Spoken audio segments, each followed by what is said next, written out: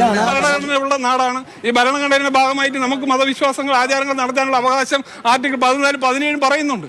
പക്ഷേ അവിടെ പരാതി ഉണ്ടെങ്കിൽ അവർക്ക് നോട്ടീസ് ഇഷ്യൂ ചെയ്ത് അവരുടെ സ്റ്റേറ്റ്മെന്റ് എടുക്കണ്ടേ?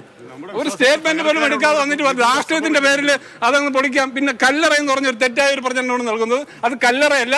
ആ സ്റ്റേറ്റ്മെന്റ് നിങ്ങൾ മാറ്റണം. അത് ഹിന്ദു വിശ്വാസ ആചാര പ്രകാരമുള്ള ഒരു സമാധി മണ്ഡപമാണ്. ആ ഒരു വാക്കിനെ നിങ്ങൾ സ്റ്റേറ്റ്മെന്റ് പറയുന്ന സമയത്തും നിങ്ങൾ പറയണം ഹിന്ദു സംഘടനകളുടെ വിശ്വാസം ആചാരത്തിന്റെ ഒരു ലംഘനമാണ് ഇവിടെ നടക്കുന്നത്. ആ ഒരു കാര്യത്തിലേക്ക് ഹിന്ദു സംഘടന എന്ന നിലയിൽ നമ്മൾ അതിനൊരു ഇടപെടൽ നടത്തുന്നുണ്ട്. ഞങ്ങൾ ഇതിൽ പരാതി നൽകുന്നുണ്ട്.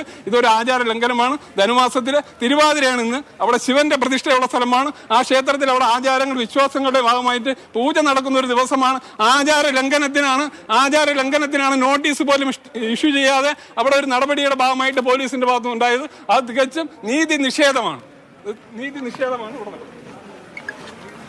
ജിബിൻ, നീതി നിഷേധമാണ് എന്നാണ് അവർ പറയുന്നത്. ആചാരത്തിനും അനുഷ്ഠാനങ്ങൾക്കും എതിരായാണ് പ്രവർത്തിക്കുന്നത് എന്ന് പറയുന്നു. പക്ഷെ അതിനപ്പുറം ഒരു മരണത്തിലെ ദുരൂഹത മാറേണ്ടതില്ലേ?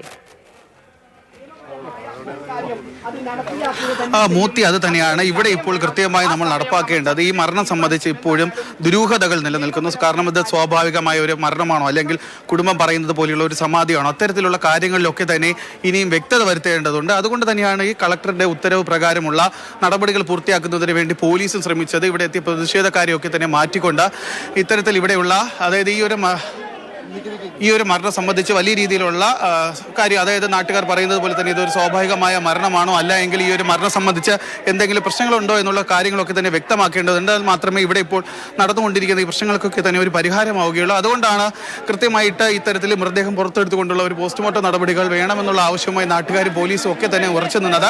നേരത്തെ സബ് കളക്ടർ പറഞ്ഞ ഒരു കാര്യമുണ്ട്, ഇവിടെ നമ്മൾ ആചാരത്തിനൊക്കെ ഒന്നും തന്നെ ഒരു മാറ്റം വരുത്തുന്നില്ല. പക്ഷേ ഇവിടെ ലോ ആൻഡ് ഓർഡർ, അതായത് നിയമപരമായി ഇവിടെ എന്താണ് ചെയ്യാൻ സാധിക്കുന്നത് അത് മാത്രമാണ് തങ്ങളുടെ ഭാഗത്ത് നിന്ന് ഉണ്ടാകുന്നത് എന്നാണ്